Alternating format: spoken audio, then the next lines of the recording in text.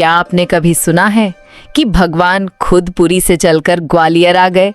और आज भी जब पुरी में रथ रुकता है तो कुलैत गांव की मूर्तियां बोलने लगती हैं। ये कोई लोक कथा नहीं, ये है एक सच्ची परंपरा जो 177 साल से ग्वालियर की मिट्टी में गूंज रही है। ओडिशा के पुरी की रथ यात्रा विश्व विख्यात है। वहां जब भगवान जगन्नाथ रथ पर सवार होते हैं तो मानो तीनों लोकों में उत्सव छा जाता है। लेकिन बहुत कम लोग जानते हैं कि ग्वालियर से 17 किलोमीटर दूर एक छोटा सा गांव है कुलैत, जहां उन्हीं भगवान जगन्नाथ ने अपने चरण गाड़ दिए हैं। ये मंदिर ना केवल इतिहास है बल्कि एक जीवित चमत्कार है। और इसकी शुरुआत होती है एक बालक से जिसका नाम था सांवलेदास। साल 1807 सांवलेदास के माता पिता का देहांत हो गया। वो केवल 9 साल के थे। परिवार वालों ने सांत्वना देने के लिए कहा, तेरे माता पिता भगवान जगन्नाथ के पास चले गए हैं। अगर तू दंडवत करते करते पुरी जाएगा तो तुझे दर्शन होंगे। 9 वर्ष की उम्र में बालक रवाना हुआ, सीधा ग्वालियर से पुरी, वो भी पैदल नहीं, दंडवत करते हुए। हर 2 हाथ पर लेट जाना, फिर उठकर आगे बढ़ना। ये कोई साधारण व्रत नहीं था, ये शुद्ध श्रद्धा और संकल्प की परीक्षा थी।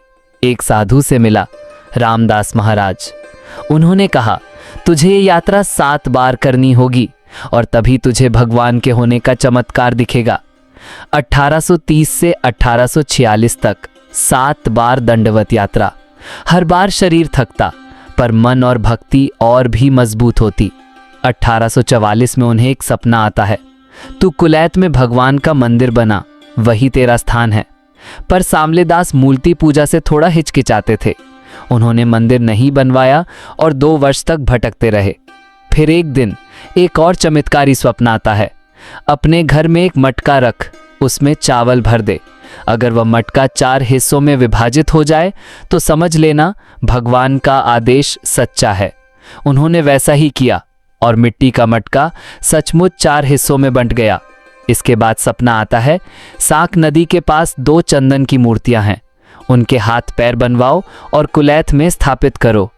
1846 में मूर्तियां लाई गई और फिर कुलैत गांव के एक श्रीवास्तव परिवार के आंगन में भगवान जगन्नाथ का मंदिर स्थापित हुआ। मंदिर के पुजारी किशोरीलाल श्रीवास्तव कहते हैं, जब पुरी की रथ यात्रा शुरू होती है तो कुलैत में भी रथ सजाया जाता है और जैसे ही पुरी की रथ यात्रा 2.5 घंटे के लिए रुकती है तो पुरी में घोषणा होती है, भगवान जगन्नाथ कुलैत यानी ग्वालियर चले गए हैं। और उसी समय कुलैत में चमत्कार होता है।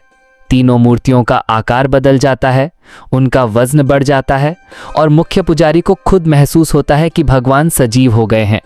इसके बाद ही कुलैत में रथ यात्रा शुरू की जाती है। आज भी चावल का मटका 4 हिस्सों में बंट जाता है। हर साल लोग चावल का घट भगवान को चढ़ाते हैं और आज भी जब वो मटका खोला जाता है तो वो खुद ब खुद 4 हिस्सों में विभाजित हो चुका होता है। ये संयोग नहीं, आस्था का प्रमाण है। भगवान मंदिरों में नहीं, भक्त की नियत, श्रद्धा और व्रत में बसते हैं। जब एक बालक 9 साल की उम्र में 7 बार दंडवत करता है तो भगवान को पुरी से कुलैत आना ही पड़ता है। श्रद्धा जब संकल्प बनती है तब भगवान भी मर्यादाएं तोड़ देते हैं। अगर यह सच्ची कथा आपको भाव विभोर कर गई तो ऐसे ही और चमत्कारों, भक्ति और विरासत से जुड़ने के लिए जुड़िए विरासत वाणी YouTube चैनल से, जहां हर कथा सिर्फ सुनी नहीं जाती, महसूस की जाती है। हर कथा में छिपा है विश्वास का कोई दीप और हर दीप में छिपा है भगवान का रूप।